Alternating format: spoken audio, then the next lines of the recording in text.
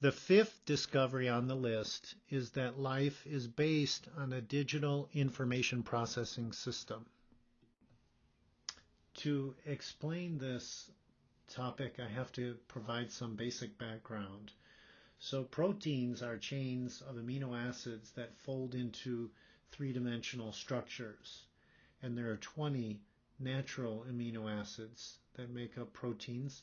The backbone chemistry is the same, but the side chains differ. Each amino acid can be represented by a letter, and so a chain of amino acids would look like this, a long chain of a combination of these 20 different letters.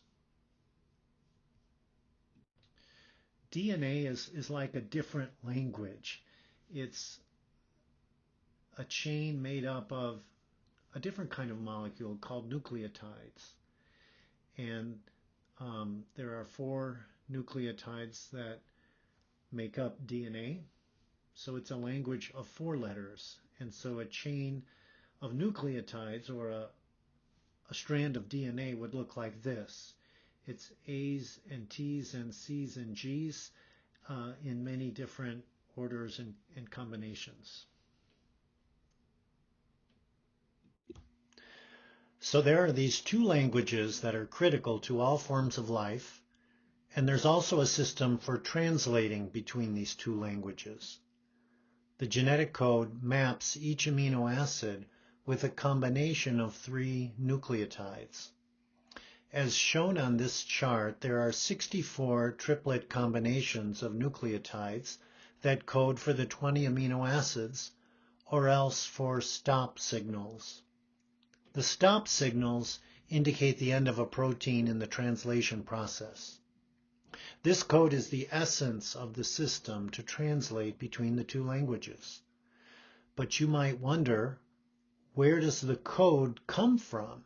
And also, how can a code be written into molecules? We know the answer to the second question, so I'll cover that next. Above the chart are images of 2 complex molecules called tRNAs, or transfer RNAs. And if you look closely, you will see that each of these has 3 letters on one end. Those are 3 nucleotides, and an amino acid on the other end. tRNA molecules exist for every amino acid. So these tRNAs contain the code to translate between the 2 languages. But I'm sure you're wondering, where do they come from? But before I explain that, I want to give one last bit of background on the process of translation between these 2 languages. This slide shows the generic steps of transcription of RNA from DNA, and then translation of the RNA message into strands of amino acids that make functional proteins, such as enzymes. The translation step is performed by a very complex machine called the ribosome that will be discussed further in discovery number 6. That machine uses tRNAs in the process of translation to make a protein. So the tRNAs are critical. They're at the heart of the translation process. I'll explain briefly how tRNAs are made in 2 parts. This slide shows the first step for one particular organism. The main point is that tRNAs are made by cutting and splicing segments of RNA. tRNA splicing occurs in all 3 domains of life. In the 3 domains of life and in different organelles in eukaryotes, there are many different or variant tRNA structures and splicing processes. The clover leaf structure shown in this slide is the most common or generic structure. tRNA splicing means that RNA strands are first transcribed from DNA and then are cut and certain parts spliced together, all this done by enzymes, to construct the mature tRNA structure. This splicing process is similar to the topic discussed in discovery number 11 on the list, but the splicing of RNAs to make tRNAs involves an entirely different set of enzymes and processes. Critically important is that the loop at the bottom of the cloverleaf structure contains a triplet nucleotide sequence that will be paired with a specific amino acid to translate between the two languages. In the slide, those sequences are indicated as GCC, CCC, UCC, and so on. The information for those codons, the complementary sequences, were contained in the DNA strands that were transcribed. tRNA splicing is a very, very complex process. This slide provides references for review articles and a video on tRNA splicing processes. In the second part of the process of constructing tRNAs, the correct amino acid is fused to the end of each tRNA molecule. This is done by enzymes called tRNA synthetases. Generally speaking, there are 20 of these corresponding to the 20 amino acids. There are only 20 of these enzymes, despite the fact that there are 64 codons, because the code is degenerate. That means that more than one triplet codon in mRNA will code for the same amino acid. Triplet sequences that code for a specific amino acid vary in the third position. That's shown in the table given a few slides back. These critical enzymes implement the genetic code. They are universal, meaning that they're present in all forms of life. There are two distinct classes of these enzymes. This slide illustrates how these enzymes function. First, each enzyme will only bind one of the amino acids. So that means that it has a cavity with the correct physical and chemical structure to selectively bind only one of the 20 amino acids. The enzymes also contain binding pockets for ATP, a small high-energy molecule, which are structured in such a way that when ATP binds, a chemical reaction is catalyzed that activates the amino acid. Notice in the figure that each enzyme also has a cavity that selectively binds only tRNAs with the correct triplet codons that correspond to that amino acid according to the code. The enzyme is structured such that when the appropriate tRNA binds, a reaction is catalyzed that fuses or ligates the activated amino acid to the end of the tRNA molecule. So the code is written into this set of enzymes. But you might wonder, where do these enzymes come from, and how did it come about that they have the code written into them? The answer to that is that no one knows. Note that the enzymes are made by the same process of translation that they encode. So these enzymes themselves can't be made without the translation process, including the tRNAs that they construct. This is an example of an irreducibly complex process that requires many component parts to perform a critical function. If one of the critical parts is missing, the system doesn't function. So where does the irreducibly complex translation system come from? No one knows. Recall that discovery number 3 showed that the sequences of proteins that fold to make large domains characteristic of enzymes are extremely rare, like 1 in 10 to the 77th power. Now on top of that improbability, we have to include the improbability that a random sequence would fold to the correct shape to bind a specific amino acid and also the corresponding specific triplet codon sequence, and to catalyze the necessary reactions.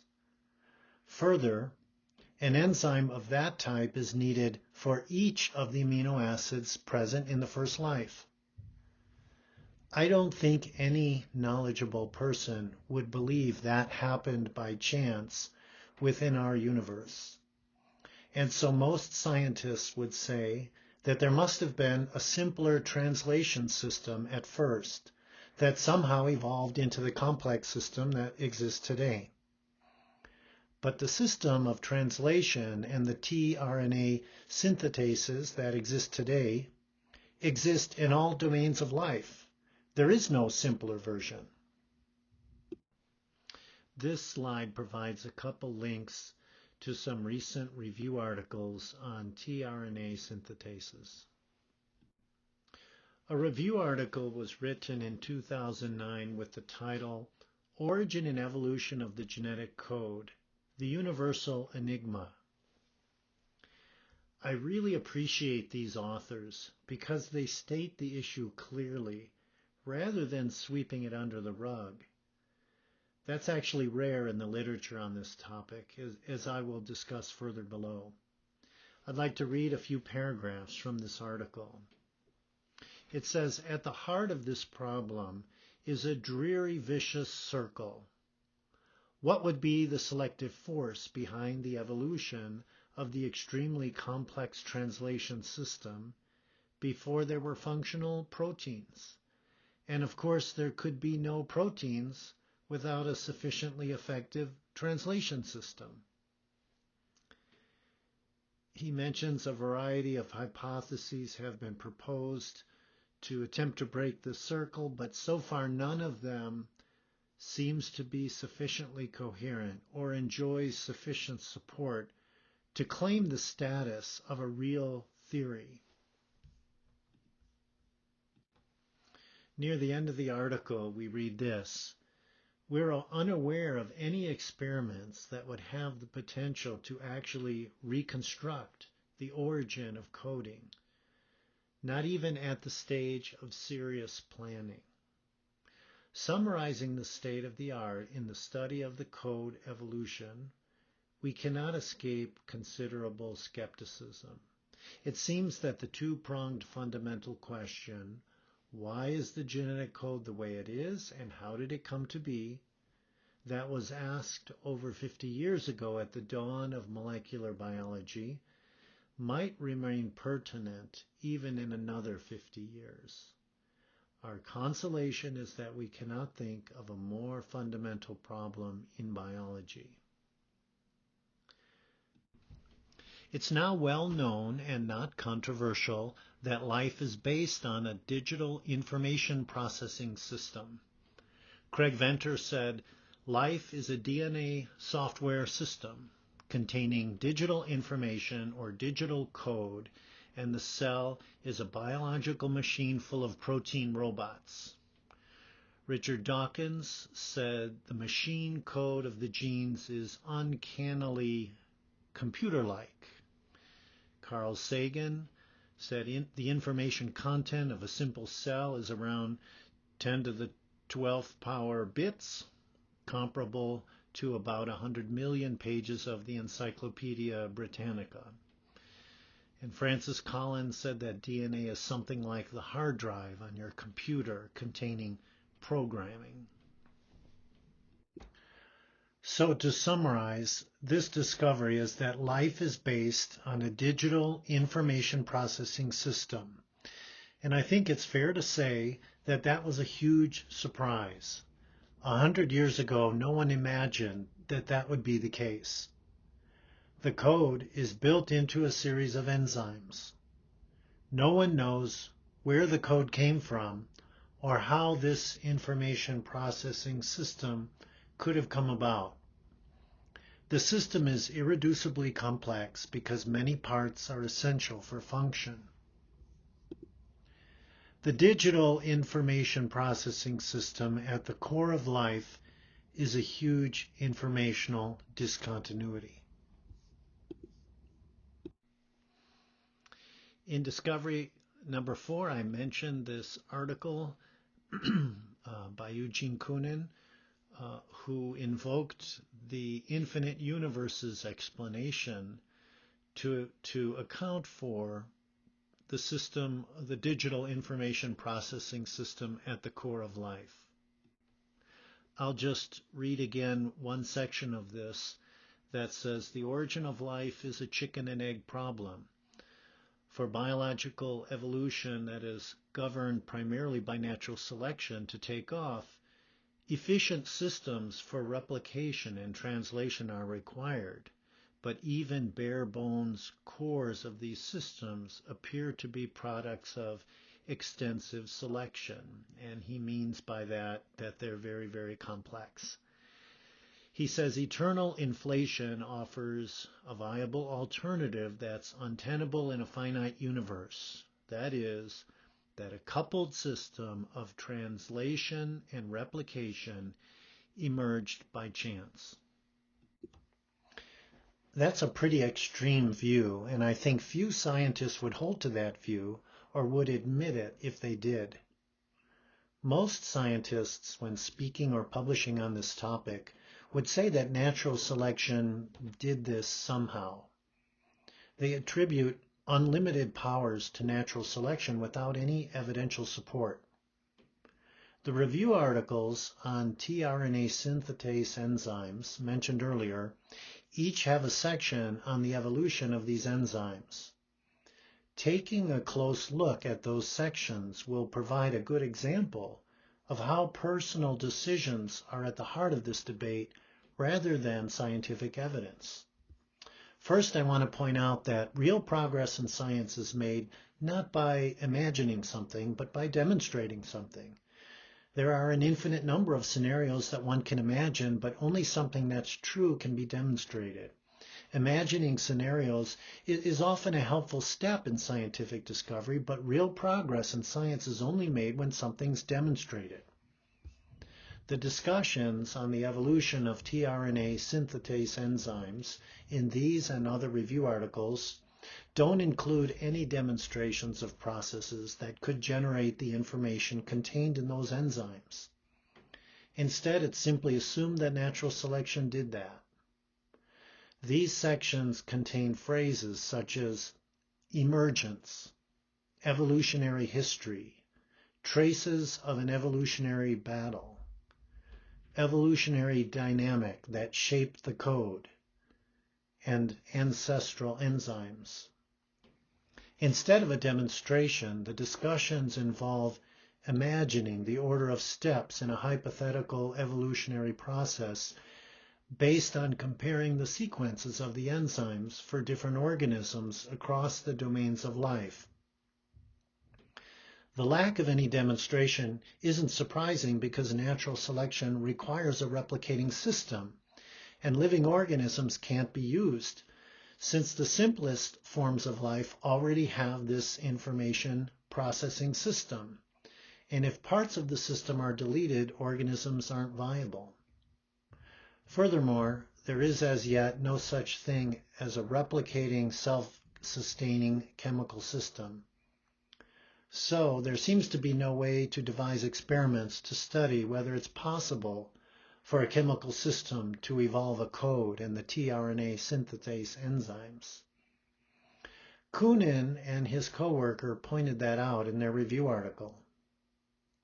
In principle, it's possible to design a computational system that could test such an evolutionary process, but as has been shown by William Dembski and his colleagues, evolutionary simulations to date smuggle in the information that's supposed to be generated by an unintelligent process. Please see the link on this slide for a discussion of that. To summarize, scientists who are committed materialists simply assume that natural selection can generate the enormous information content of the digital information processing system. They make no attempt to demonstrate that, but rather they just avoid or ignore the problem. Further, there seems to be no way to devise a system to experimentally test it. On the other hand, others recognize the huge informational discontinuities within the translation system that appear to be far, far beyond the capabilities of natural processes, including natural selection. It's like recognizing that a car on a beach couldn't have been produced by the repetitive action of the waves. It's obviously not possible.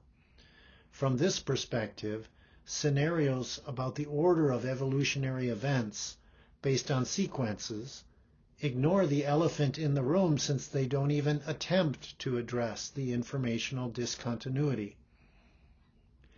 If one does acknowledge that there is an enormous informational discontinuity, then the options are to believe in a designing mind, such as a computer programmer or a mind outside of the universe, or infinite universes and chance. A very basic question is this: can one ever question the limits of natural selection? Ever? Because if you do, that means that you must consider other causes. So experts in the field come to very different conclusions based on personal choices about what causes one is willing to consider, rather than the data of science itself. Finally, I'd like to ask you, which perspective do you think is more scientific? The one that recognizes the informational discontinuities, the limitations of natural selection, and the fact that minds can create information? Or the perspective that ignores the massive informational discontinuities, gives unlimited powers to natural selection while ignoring the known limitations of that mechanism? We will cover the known limitations of natural selection in Discovery number 7.